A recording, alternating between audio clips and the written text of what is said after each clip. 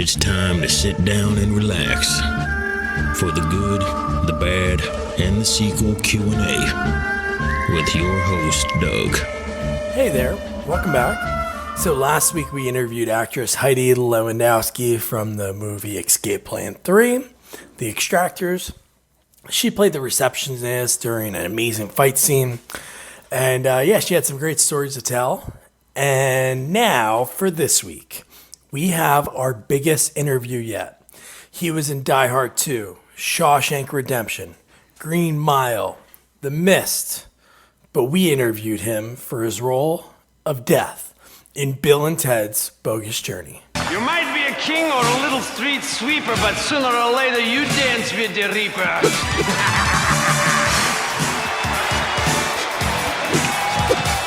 Get down with your bedside. And that man is the great William Sadler.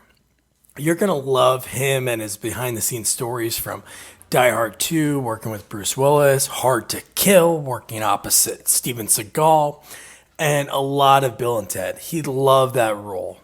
So, without further ado, let's start the interview. Hi, William. Doug? Hi, how are you? I'm good. How are you? Thank you. Thanks so much for taking the time. I really appreciate it. Oh, you're welcome.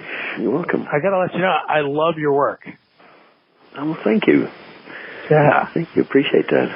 Yeah, I was out to eat. I know you're from, I don't know if you're still in the area, but you grew up outside Buffalo? Yeah. Whereabouts are you? I'm in New Jersey. Oh, okay. Yeah. On a farm outside of Buffalo. Oh, nice. Yeah, me and my wife actually got married in Niagara Falls on the Canadian side. Oh, fantastic. Yeah, we did just a little me and her wedding, and it was fun. We got married on the boat and then went out to Toronto afterwards. But, so yesterday I was out to eat in New Hope, Pennsylvania, and, I got that email, and I was like, I couldn't even, I told my wife, I'm like, oh, my God, I can't believe this. So that's so awesome that he took the time. Are you back in the area, or you living out west?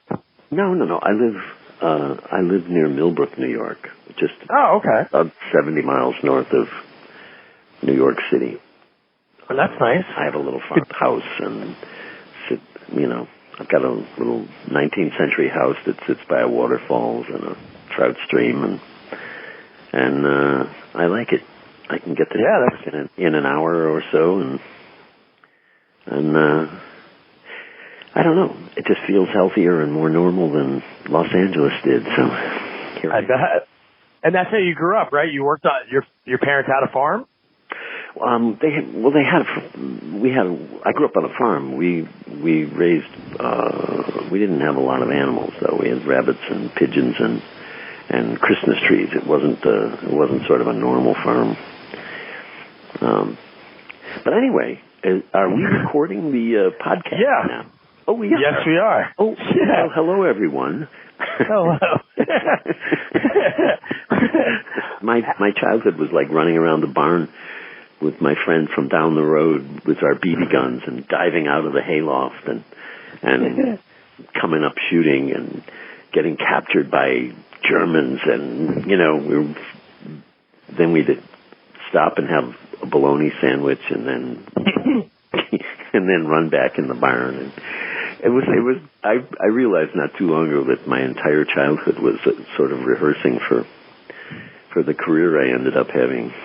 I know, that's pretty wild, especially as a kid. Like, that's just so great. I have a 6-month-old, so she's not in the realm of too much imagination yet and talking, but that's what the innocence of a child. Like, I remember being a kid, pretending to, watching Ninja Turtles and then going in the backyard and, me and my buddies would be, fighting these fake ninjas that are coming to the backyard, and you, believed it. If my buddy, fell on the ground, I'd be like, oh, man, I got to help him out. It's, such a powerful thing. Exactly. It was that's exactly what it was. It was you make up these long improvs, these huge scenarios, and they go on all afternoon until, your mom yells, it's time for dinner or something. Yeah, and you have to do that as an actor. I'm sure there's so many roles you go into. There's, I don't know how many people on set staring at you. So then you have to get into that mindset, like this is a real scenario. Or I know you did a lot of films that had CGI, and especially like a movie like The Mist, and you have to like pretend that thing is there. Well, that's one of an actor's tools is one of the most important tools is the power of your own imagination. That you're not really in a battle. You're not really facing imminent death. You're not really in any of these situations. But you can imagine them. You can actually stir some of the feelings you would have if you were in them, if you imagine well enough. So. Yeah, and a lot of your work, I believe, exactly what you're trying to portray. So when was the first time that you, especially growing up on a farm, like that you thought about, you know what, I want to try to be an actor? I didn't know I wanted to be an actor until I got to high school, and I had an English teacher named Dan Larkin who I had been doing stand-up comedy. I'd been playing the banjo and telling jokes as Banjo Bill Sadler, and this high school. It was going pretty well. But it was awesome. Really awful, corny jokes. And I'm not a great banjo player, but I was in variety shows, and this English teacher said, "Why don't you try out for the senior play?" And it was Harvey, and I ended up doing that, and I just started to fall in love with it. It was, after that, he said they were doing a play, a community theater. The Amherst Players was doing. The subject was Roses, which was a Pulitzer Prize-winning three-character drama about a young boy who goes away and joins the army and comes back and looks at his two parents, this drunken, abusive father and his mother, and this relationship. And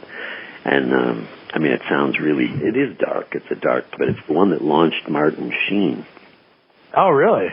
On Broadway. Yeah. It's a great play. Like I said, it won the Pulitzer. It was, so I auditioned for that, and I got that. And that was such an amazing experience. And I just fell in love with the whole idea. I mean, I realized, I guess I had a sort of a knack for doing this, but I had a tremendous amount to learn about doing it. I mean, there's a difference between being having a talent for something and being able to do it professionally under any circumstances again and again and again. There's a lot of craft that I had to learn. And I went away and studied it for 4 years at Geneseo, and then I got a scholarship to study it, to get a Master's of Fine Arts in Acting from Cornell University. Oh, wow. And after, and for all of that, college was really fun. And I learned a lot at Cornell, but it wasn't really until I got to New York and I started doing plays that I really began to understand this craft and hone the craft. And I just did, years and years and years of plays in New York and on Broadway, and that was my train. Before I ever did any film, I did something like 11 years of theater. Wow. What year did you get to New York? About 75. So that was some rough New York that you were. Yeah, and that was Summer of Sam and all that. Right around that time. I moved to. Well, yeah. I kept. I was doing regional theater before that. New York scared the shit out of me. I bet. But I sort of knew I had to get there, and I did a season at Trinity Square Repertory Company and auditioned for Joe Papp and got into the Shakespeare in the Park, Henry V, and in the non-equity ensemble. So I was part of the army of spear carriers in Joe Papp's production of Henry V. But that moved me to New York. I got an apartment with another actor in the East Village for $150. Wow. How much? That probably goes for what now? $4,000? I have no idea. It was it cost me $75 a month to stay there, and but the East Village was a sort of a different place back then, and it was. I met my wife that year. Oh wow! I lived on 7th Street, and she lived on 5th Street, and I moved in with her because she had a nicer apartment. Good idea. No, but anyway, that was it. Was those were the that's how I got started in New York. And did you go to New York prior to that? Like growing up, did your family go to New York at all, or was that the first time? We had a senior trip, where we all got on a train and went to Maryland or something, and on the way back, we stayed one night in New York City, and I snuck off by myself and went to a Broadway show. Whoa! Snuck in at half, at the act break, and New York City just fascinated me. It scared me to death, but it was, I don't know. Once I moved there, it became so, it becomes like a small town. You can't walk down the street without saying hi to about 10 people. Yeah. You know the guy who sells the bagels on the corner, and the guy who runs the little Indian deli, and the guy who,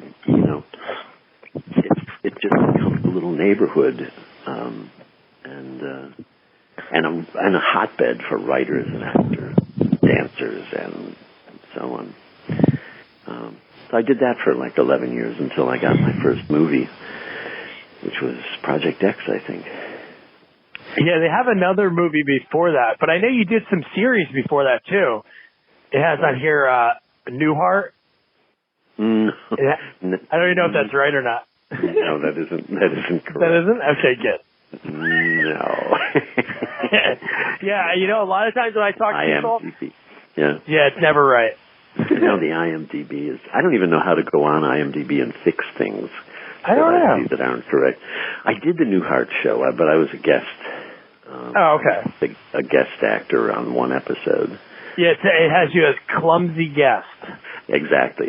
My character didn't even have a name. He just fell down the stairs and his suitcase popped open and he broke the sink and the doorknob came off in his hand and Yeah, so anyway. Project X, and then right around there was Hanky Panky. Well, that was a little bit earlier. That was Hotel Clerk. Yeah, I don't know. I guess I don't count those. Yeah, no, I hear. I did Ragtime too, but I didn't have any lines. I just. Oh, okay. I guess. So when you got Project X, were you still in New York? Yeah, I was doing Biloxi Blues on Broadway when Project X happened, and Matthew Broderick was the star of Biloxi Blues. Oh wow! And when he went off to do that movie, I guess they just offered me the job. I don't recall even auditioning for that one. To be the evil head of the evil Air Force project that kills the chimps. Yeah. With a great cast too, Helen Hunt and I know. Lang. It was fantastic. No, and then again, I don't know if this is right or not, but they have you in a movie. I think it's right around that time. Offbeat. Judge Reinhold was the star. Yeah, There's a lot of people in that movie too. I think that was a little role. I don't even recall. Yeah. To be honest with you. Yeah. Well, with all the great stuff you've been, I totally get that. Well, when you start out, they say, you kind of get your foot in the door and you hope you get noticed doing something, that you're good at. Which didn't actually happen until the Tales from the Crypt series was being started by HBO, and they were looking for someone to play this role of Niles Talbot, the executioner who gets laid off from the prison and goes off killing people by his own.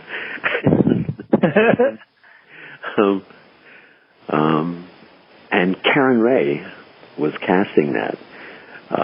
And I mentioned this because I went in to read for a cop at the end of this little half-hour episode who all he has to say is, Mr. Talbot, you're under arrest. You have the right to remain silent. Anything you say, blah, blah, blah. Right? That was it. Yeah. That's the whole role.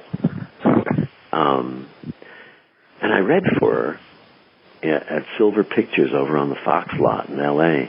And I said, I finished, and I was about to leave, and I said, "What's up with the role of Niles, of Talbot, the executioner?" She said, "Oh, they want John Malkovich, or they need a name for that. They're looking for, Kurt Russell. They want somebody with a name." So I said, "Oh," and I left. And I got halfway across the parking lot, and Karen Ray stuck her head out the window of the office and said, "Bill, come back." She gave me this huge monologue that Talbot says. He talks right into the camera. She says, "Come back on Monday. I'll put you on tape. But slick your hair and, black out your teeth or something because you're too good looking. You're too cute." So I came back on the following Monday, and she put me on tape doing this monologue, this executioner's little chat with the audience about how he likes electricity and, some people say, they want to do it with a lethal injection or stuff like that. That's how you kill a dog or a cat. I'm not a man. This good old boy who talking about. Anyway, I got the job. The director of that little thing was Walter Hill, and the 4 producers on it were Joel Silver, Walter Hill, Bob Zemeckis, Dick Donner, which was like those are the biggest guys. It was like holy Toledo. I didn't even know. I had no idea. I was from the theater world, but I did a good job, and it launched that series. It was the very first episode. Yeah, it was up for all kinds of awards and what have you. And the next thing that Walter Hill did was Trespass. Well, immediately after that was Die Hard 2, which was Joel Silver's project. Yeah. So they just offered me the villain in Die Hard 2 because of the Tales from the Crypt thing. And you were so great in that. Well, thank you. But the point of my story is one of the writers on Tales from the Crypt was Frank Darabont, who then asked me to do the Shawshank Redemption and the Green Mile and the Mist. Whoa. It was like that. And it's funny because I look back at that one little moment when I asked Karen Ray what's up with the lead role in this thing, and she took a chance. She said, "Sure, come on, I'll let you read for it." If I hadn't done that, I have no idea what sort of career this would have been. Yeah, if you didn't open your mouth in that moment. Because it literally is like from that little tiny job that I think it paid $1,400 or something. Yeah. It took a week to shoot it. But from that job, all of these other projects and people came into my career. Have a lot to thank her for. Yeah, that's amazing. And Karen Ray then, a few years later, was casting Bogus Journey. And she called me in to read for the Grim Reaper in Bogus Journey. I guess because the executioner had done so well. Yeah. And I came in and I read and I did the accent and everything, which I thought was fun.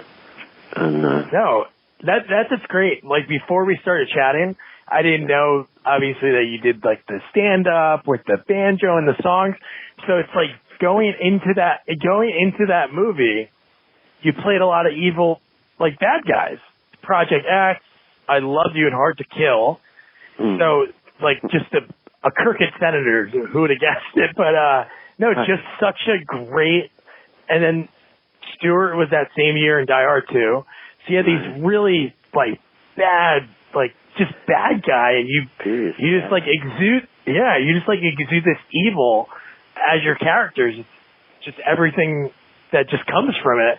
And then you have Bill and Ted, and it's just it's amazing. That character is so amazing in that movie. Well, thank you. What I think was really cool about the Bill and Ted thing was that because they're dead and they've gone to hell, and they're meeting the Reaper, he's a terrifying character. He should be really scary when you first meet him. You know, you must challenge me to a contest. Or you will stay in hell forever. He's like, holy crap, now they're really in trouble. They've met death himself, and he's this frightening figure. And then, of course, immediately they start, as soon as they get into the board games and battleships and playing Clue, and then it just all falls apart. And he's a doofus, just like, you know, he's a sore loser. He's petty. He's got all of these traits that, people have. He's insecure. He wants people to like him. And what about my butt? And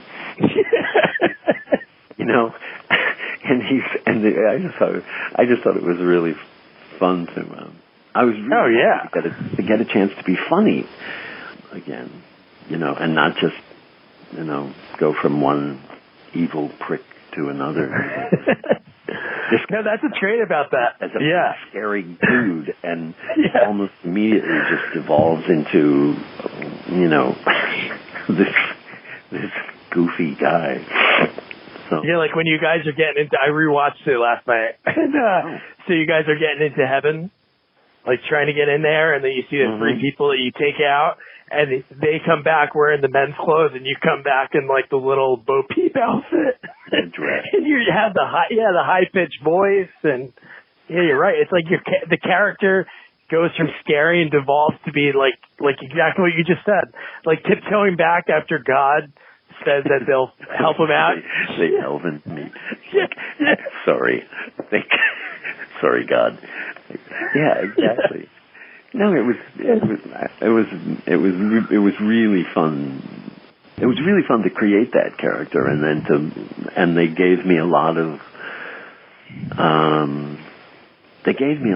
leeway.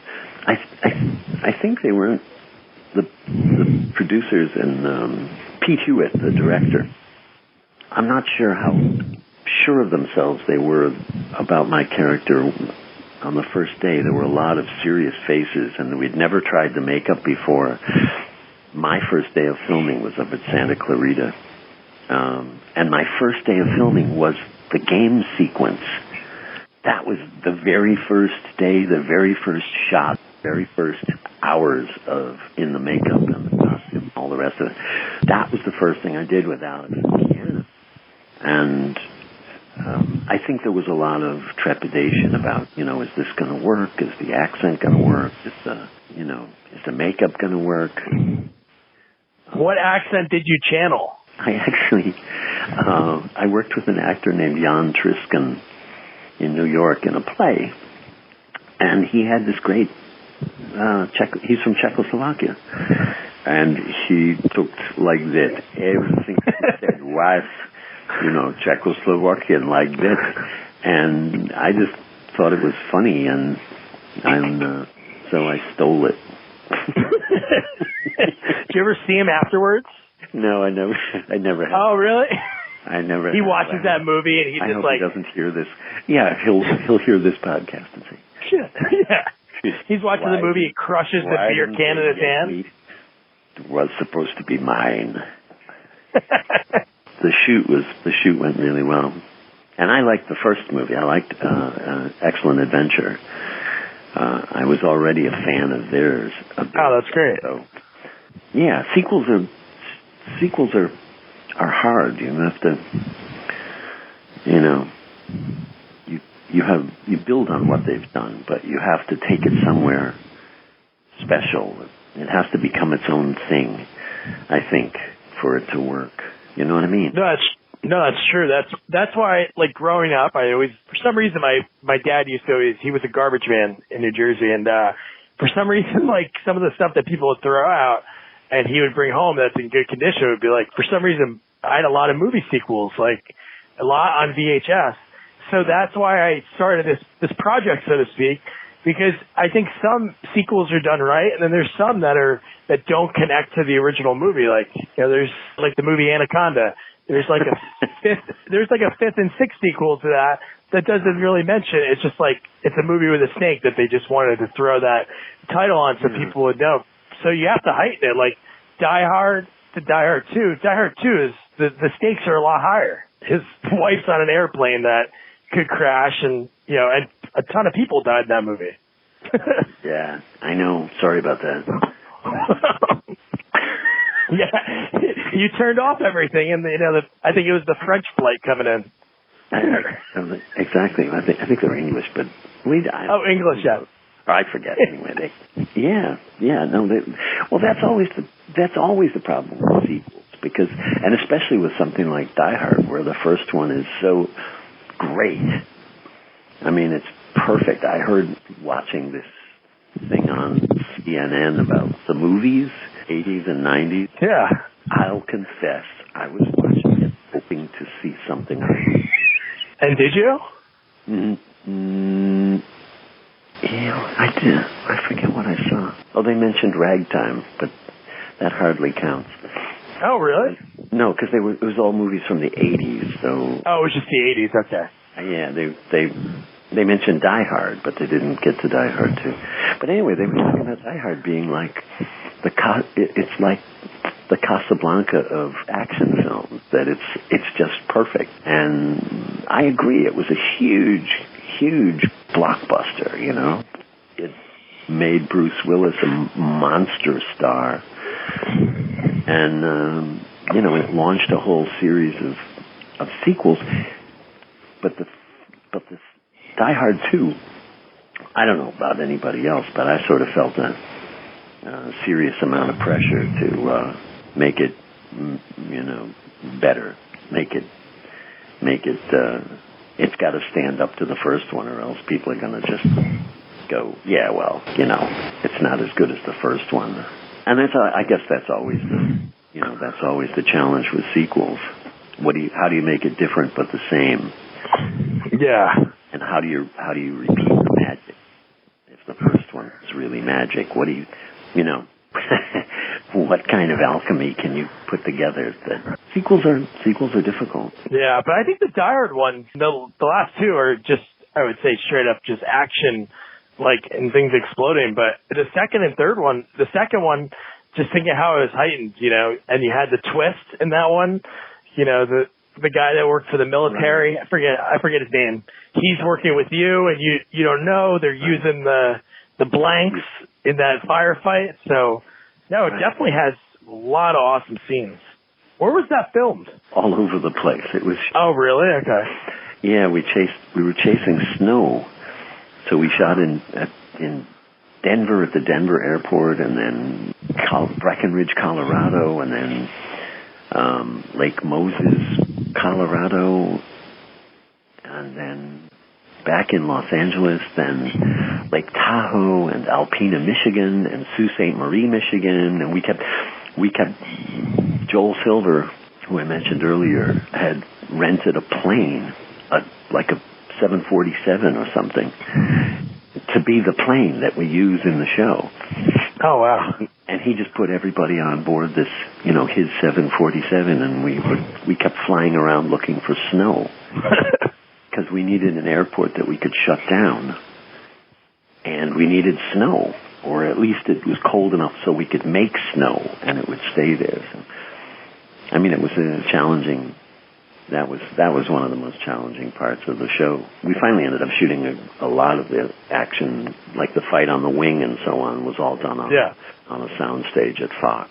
So you're opposite in the same year the movies came out, but you're opposite Bruce Willis and you're opposite Seagal. How was it like going against those guys? Because they were pretty big at that point. Yeah. I don't know. They both needed good villains to make their movies work. I mean, working with them was fine. They were both, respectful and fun, and we would chat on the set and so on. But they were already sort of, 800-pound gorillas, so they were already big stars. Yeah, I was sort of. It was an interesting job that Hollywood decided I was right for. Yeah, because you can't have James Bond without Dr. No. Oh, I know. And those are the movies that fail. But you have one or the other. You have to have both. You can't have Rocky without Dolph Lundgren. You got to have. You got to put him up. You got to put the hero up against somebody who is a monster. That was my job. That was Bruce. Bruce was cool to work with. I liked working with him. Seagal, a little less so. Yeah, he seems a little intense. And that was a very, I'm sure that final scene when you shot it was pretty intimate with him. Bruce, you were just on an airplane that went down, but that scene in Hard to Kill, that's pretty intense. Which scene was that? The shotgun? Yeah. Actually, they shot a different scene for that. Oh, really? That they ended up not using. Yeah. In the ending that they shot that they didn't use, I take a swing at him with the fireplace poker. He's got the shotgun in his hand, right? And in the scene that they didn't use, he grabs me by the bathrobe and throws me in a burning fireplace. Whoa. And then holds me in there while I burn to death. Which was all done with a stuntman in a burn suit and so on. And they shot it. And then Warner Brothers, I guess, looked at it and said, yeah. That's too intense. They must have gone to Seagal and said, you can't do that. A hero can't do that. He's on, because, this is the villain, but he's unarmed. He's, you're the one with the gun. You can't just murder him point blank way. So we got back together to shoot a new scene from the moment where I take a swing at him with the fireplace poker to where they take me off and put me in a police car. We had to reshoot that. We got back to the location. We got back to the same location, and they hadn't decided what he was going to do exactly. All they knew was it was supposed to be humiliating. So Seagal is there saying, "Well, I think we definitely have. I'll break his arm, and then I'll snap his neck, and then I'll gouge his eyes and throw him on the floor." And Bruce Malmuth, who was the director, who by this time he and Seagal were barely talking to each other. They had wow. Out. And Bruce Malmuth is saying, "Well, I think it's got to be humiliating. I think you should maybe pick him up and snap his back and break his arm and take a shit on him or something." They wanted it to be, and I'm standing there in a bathrobe, and they haven't decided any of this. There's a whole film crew, cameras, everybody came back for this one little sequence, and they got in a big fight, and Seagal left the set. He went to his trailer. He said, "Fuck this, I'm out of here." And he went to his trailer. And I started thinking about it, and I thought, well, he's got that shotgun. What if he lowers?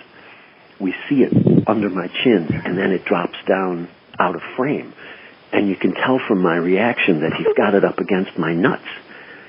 And then you hear and then he fires it, and I'm begging no, please, boom. And I reach down, and my nuts are still there, and then he can say something funny like, I don't know how I could have missed. It must be smaller than I thought. Or something like that. And I told the producers that, and Malmus that, and they thought, oh, that's great. I actually pieced it together from something that I saw in a movie called Oklahoma Crude, I think. But anyway, but then they said, who's going to tell Steven Seagal? Because if Bruce Malmuth tells him, he's going to hate it. So they asked me to go to his trailer and tell him the idea. So I went to his trailer and I told him the idea. And he said, that's great, shoot it. And that's how the movie ends. With that little shotgun gag. And I didn't have to get my tongue ripped out or my arm broken or any of that. So that's good. That was such a cool story. Hollywood story.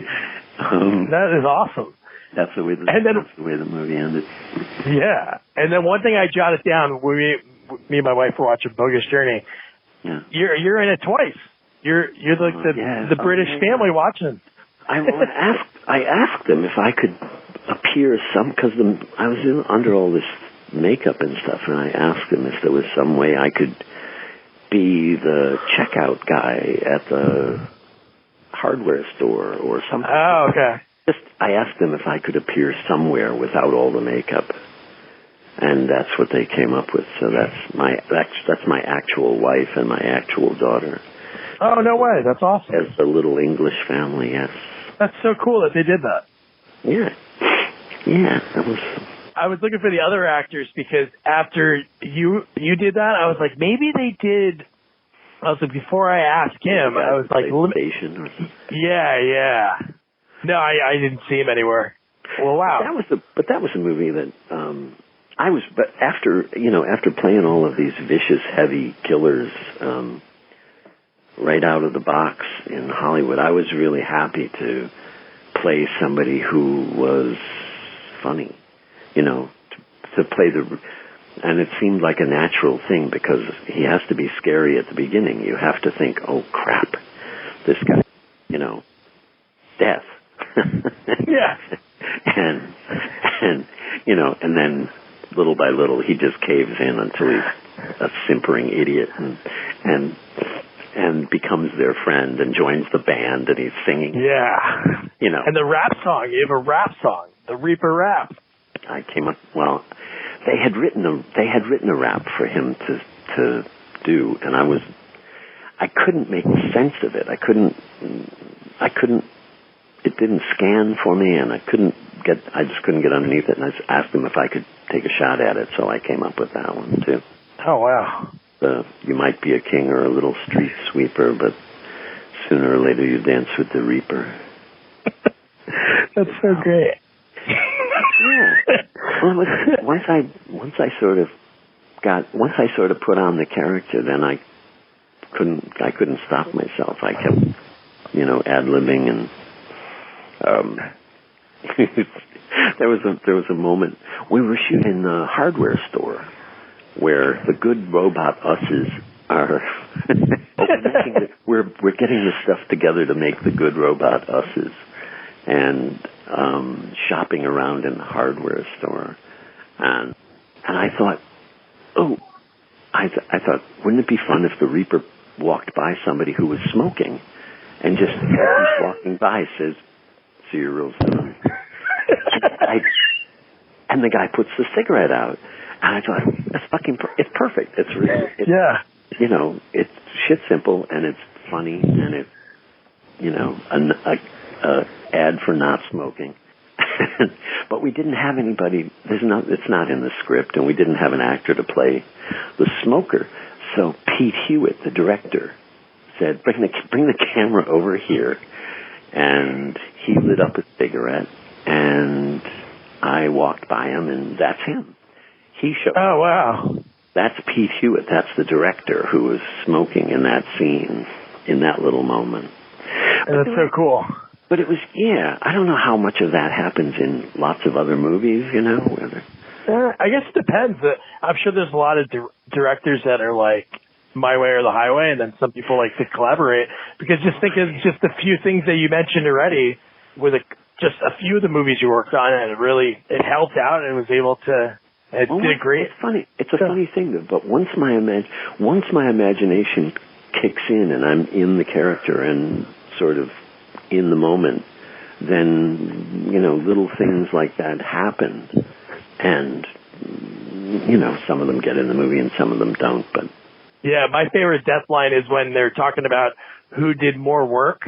And it was like the station, and then you say, "Well, I pushed the cart at the hardware store," in like such a defeated voice, like a little kid. Like such a lame. Was that? Yeah, no, that was good fun.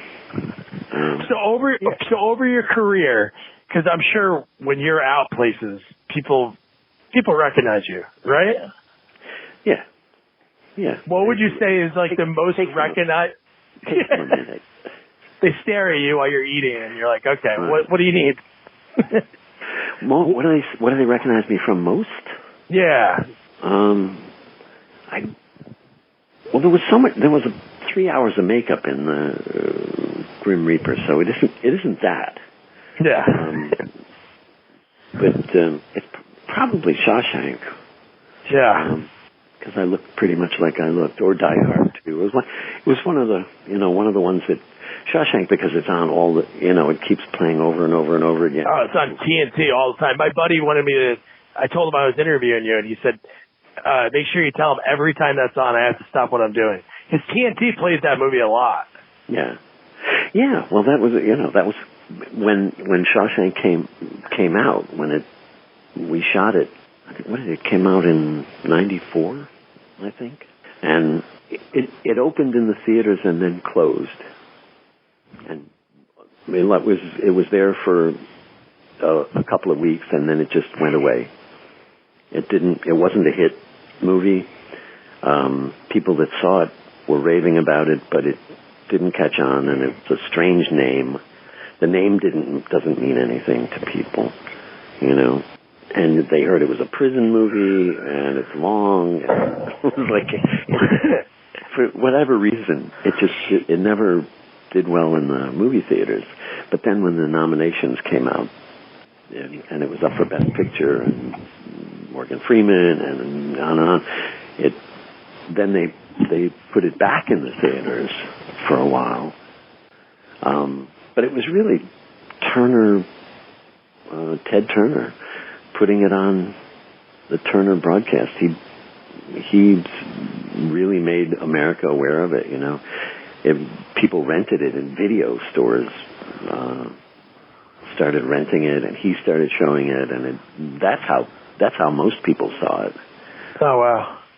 Yeah. Yeah, it's odd. I wonder if it just didn't, press or, because that's odd that a movie that is that looked at as like, it's such a great movie, just people didn't go see. I'm not sure about this number, but I think it made something like $18 million or something domestic. It didn't do great when it first opened. Yeah. But like I said, the movie titles are important, and and Shawshank sounds like an Indian name, and Redemption sounds religious, and then you hear it's a long prison movie. Yeah, that's true. And people are like, okay, well, maybe not that one, And now it's the great irony, of course, is now it's like the number one IMDb. I know. Movie.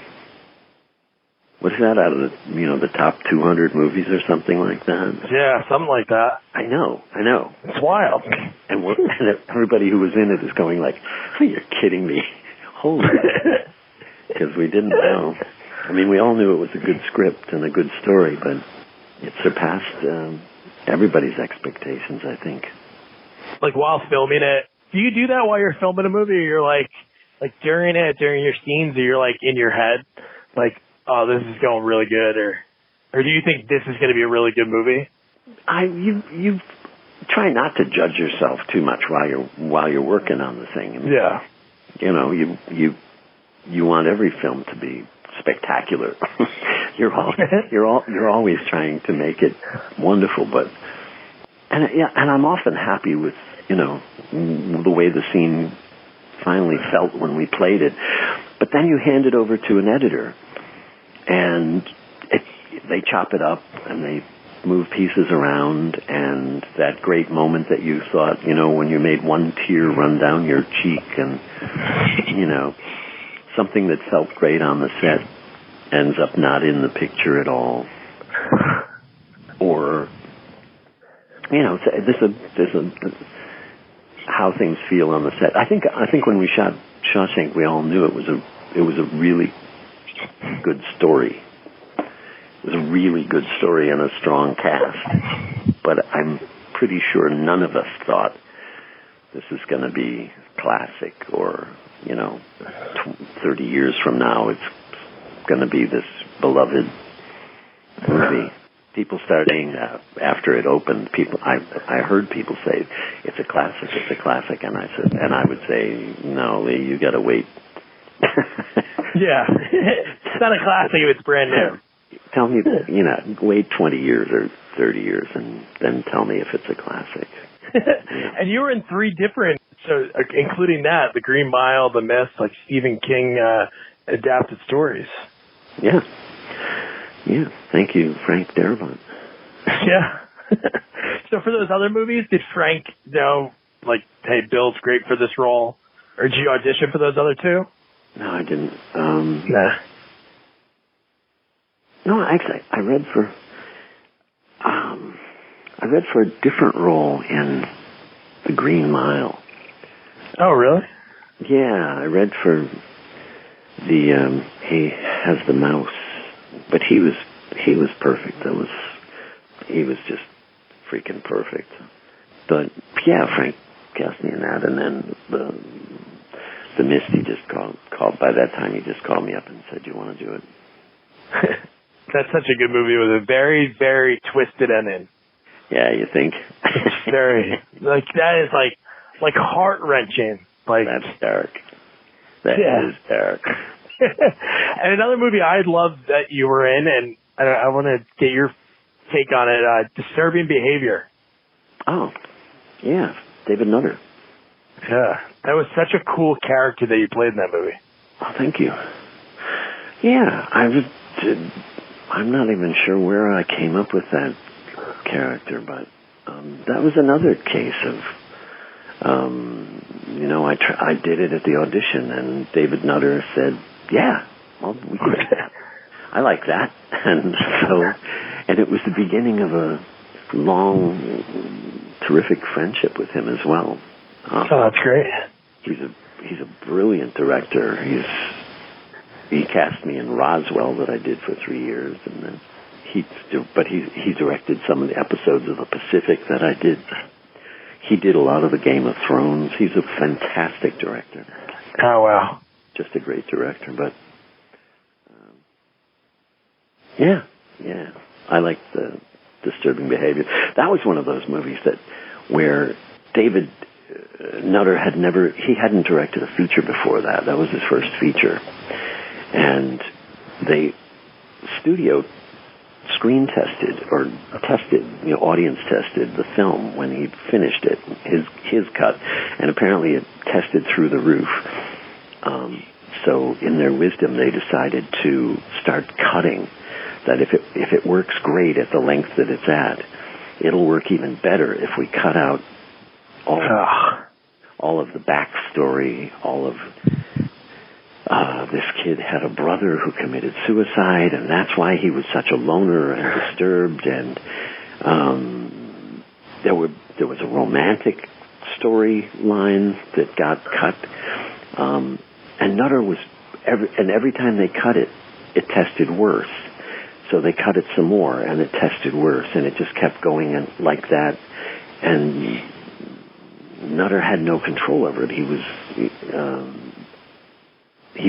finally ended up, I think it went from 102 minutes down to 70 minutes. Whoa. And there was nothing left but action and horror stuff, right? blood special effects and creepy horror shit. But there was no human part to the story. You didn't know who these people were, and so the violence all seemed kind of gratuitous. Whereas in the original version, in the script, there were, these people were real. They had real lives, and so you cared about them. And then when they get in trouble, you really care about them. But anyway, the movie didn't do well at all when it was released at 70 minutes long or something. Wow, it's really short. David was devastated. David wrote an open letter to the L.A. Times or the Hollywood Reporter or something, where he described the process of this. They hired some company to audience test it, and they liked this or they didn't like that, and so they, chopped and diced and sliced. He went on to become one of the most successful television directors in the history of television. He did, I think, 15 pilots in a row that were all picked up. Oh, wow. Yeah. I mean, if you look up David Nutter is, nobody's cutting. Yeah, I'm scrolling through right now. He's Nobody's done cutting his a lot of shows scenes now. But, or they'll get cut. Disturbing Behavior was one of them, though. He complained about what the studio did to his movie. Especially the fact, just going with a test audience, it's only such a small percentage of people that are actually going to see it, and just going by their opinion, it's not good. Right. But there you go. That's Hollywood. That is Hollywood. So thanks so much for taking the time. Just a few more questions. So when they announced that they were going to do the new Bill and Ted movie, just the way things are announced online nowadays, it's like they're going to do it, rumors for seemed like a couple of years now, and then they finally announced that you were going to be in it. Is that true? Yes, I'm going to be in it. That's awesome. The Reaper comes back. Yes, that's good. Because at the end of Bogus Journey, you tried a solo album, it didn't work, and then you came back, like in the closing credits of the movie. Yes. Well, I can tell you. Without spoiling anything, yes, he did go off and have a solo career. Cool. The Reaper. I'm not going to tell you how it went, but. I can't wait to see it. I'm so happy that we have a lot of fun with it, though. I bet. No, that's great that they're doing the movie again. 26 years later, it's going to come out. 27 years later, that's so cool. Yeah, I know. It's going to make it's going to make a killing. I think so. Just think of the age group of those. People are going to bring grandchildren to see it. Yes, I'll be there. Yeah, opening night, definitely. That'll be very cool. I'm seriously looking forward to it. They're filming right now, in fact, down in New Orleans. Oh, okay. Not today, because they're all waiting for the hurricane to move off. But it's already underway. So that's awesome. Are you done yet, or you got to? No. I joined them in a couple of weeks. Oh, sweet. That's cool. Yeah. And now, one last question, and Bill, thanks so much. This is I'm grinning ear to ear because you are awesome. Thank you. I just love somebody, again, like I said before you told me that you did the stand-up, just seeing you as a bad guy in successful movies opposite Seagal and Willis, and then you played Death, which is such a great character.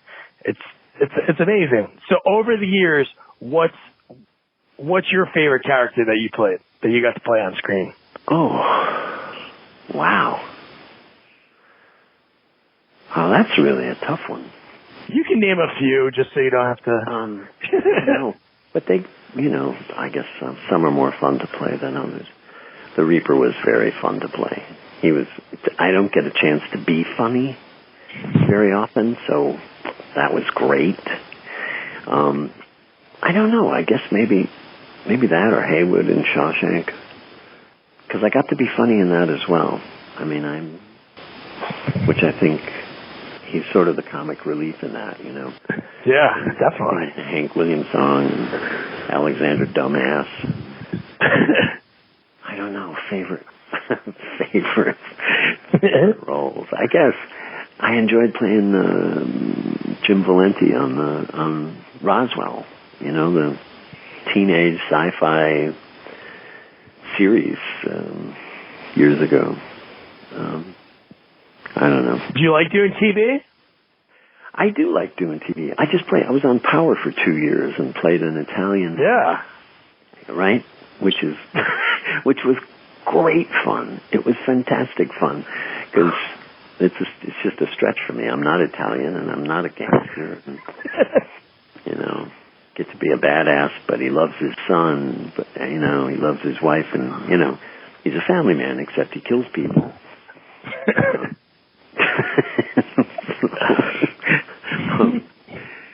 Yeah, I don't know. It's hard to pick that's hard to pick a favorite. I'm sure, especially they're like your children, you know. Yeah, especially when you're doing a role. It sounds like, you know, just from what you just chatting with you for an hour, you get pretty into the role. So I just did a film called VFW with Stephen Lang and Fred Williamson, The Hammer. And, yeah, that's awesome. George Wendt, and it was for Fangoria magazine. They have a film. Oh, cool. They start producing films right now, but Steve Lang was the executive producer on it, and we just did that in Dallas a couple of months ago. And while I was that looks like a pretty cool movie. I've never had more fun shooting anything in my life. I mean, it's a bloody, you know, it's just a blood fest. It's a siege movie, but created this character named Walter who, you know, lives and dies and fights off, you know, evil teenagers on drugs. And that's cool. When's that going to be coming out? That looks like a really cool story. Yeah, and the cast. I think it comes out, I hear September. I'm not sure, which seems awfully fast, but like I said, you know, there's like when I'm shooting them, I can't remember when I had. Marty Cove. Holy cow! I forgot Martin Cove. I was about to mention that. I was going to say another great bad guy. They gathered up all of these badass sort of actors. David Patrick Kelly. Yeah. And then, yeah. So that was really fun to do. Yeah.